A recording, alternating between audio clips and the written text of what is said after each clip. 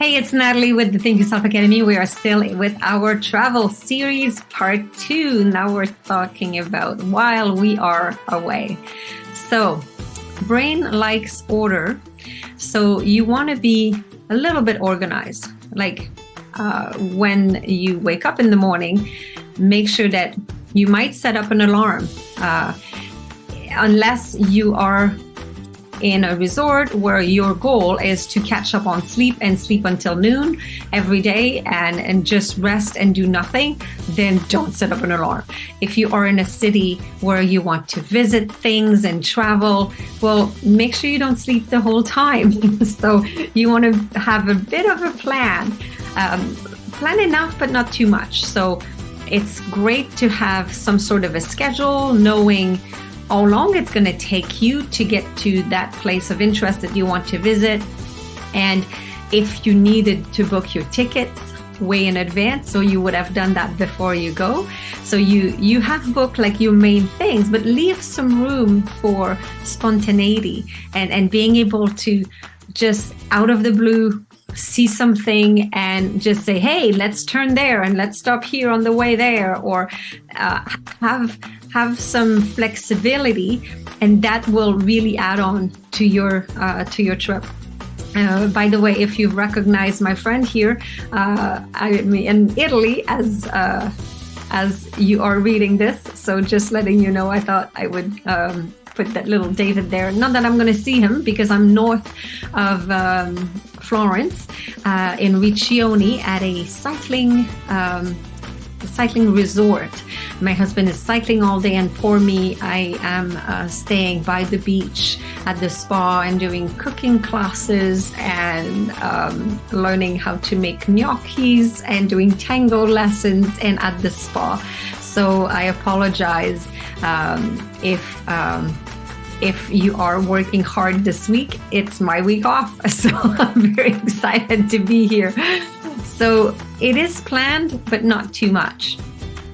Because novelty and things that you didn't know will shoot some dopamine through your bloodstream. And that's a really feel-good chemical. So being in a different place and having room for flexibility is going to be absolutely amazing. Enjoy that restorative time. So while you're there, try to just forget about everything else and enjoy every day and look forward to discovering the new food and the new scenery and all the things that the place has to offer, even if it's just one different food that you don't know, or even if you are on a trip 2 hours away from your home, there is more likely something different that this place has to offer. Find it and enjoy it and savor it. Have a time where you will know that you can check your emails if you are an entrepreneur, or if you're like me, that there's not really, there's potential emergencies that will occur, and then you want to do a quick check. So I always plan in advance when these times are going to be, and I know they're going to happen. My husband knows, so we know that we do our workout in the morning, we go for a long walk, or we go check out the city we're in, what we're going to do. We have a breakfast, a shower and stuff. And right after breakfast, my husband likes to read the news or take it easy. That's when I have my window to look at my emails during that time. And I have my out of office assistant that was set up that will say, if it's absolutely urgent, resend me this email with urgent in the subject. Otherwise, I'll deal with it when I come back. So I just look for these urgent ones. I don't even look at the others, and have a time already scheduled that you're going to be able to do that. And another tip is it can wait. Sometimes even the emergencies can wait. So read them and respond and say, hey, I'm so sorry it's an emergency for you. Oh, it's not one for me. So I'm responding to you. Or here's the person that can help you with it. Or so it's not always an emergency, because I did have some emails when I was away at one of my business trip, and somebody that wanted to sell me something responded with the mention urgent in the subject line, saying that they absolutely needed to talk to me right now. And I'm like, dude, I'm away. I said if it was urgent, this is not an emergency. You want to sell me life insurance? I'm sorry. I'm not getting back to you, right? So most things can wait, right? Also plan to have some me time if you're traveling with other people. So if you're traveling, you know that our life is not constantly with somebody 24/7. When we travel, it could become the case, especially if you rent an Airbnb with another couple or whatever. So plan to have some time just for you and your partner, or just for you by yourself. If you're not used to be 24/7 with your partner, at one point, there might be an afternoon that's planned that will say, oh, while you do this, I will do that. And then you have your alone time, because 2 weeks or 3 weeks or even sometimes just a week is a lot of time spent with the same person if you're not used to living with them. So plan to have some you time. Another thing that is completely not related to the brain or to work is pictures.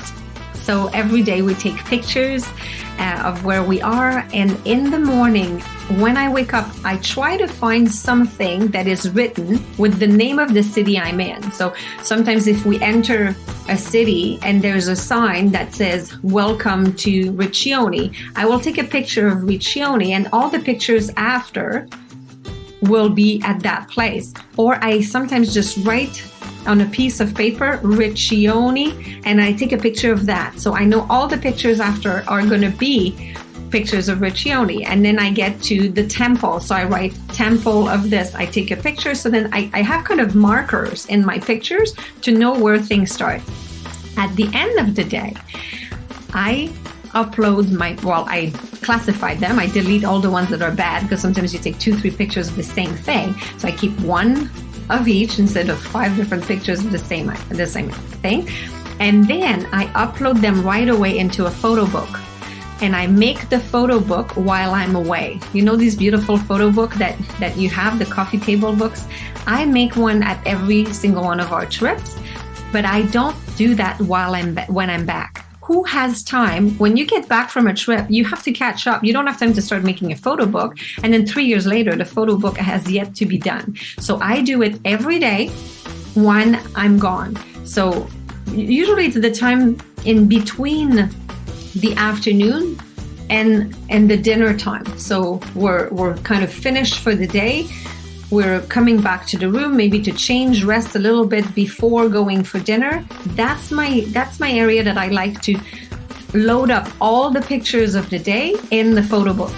So then it's done. It takes 15 minutes. It's not really long. So there's different website that you can do. I just go on Apple and I upload my pictures in the book right away, like in the layouts of the page. I put like 10 pictures per page, and some page I will do 5 pictures, some page I will do 3, but I don't take that many pictures in a day.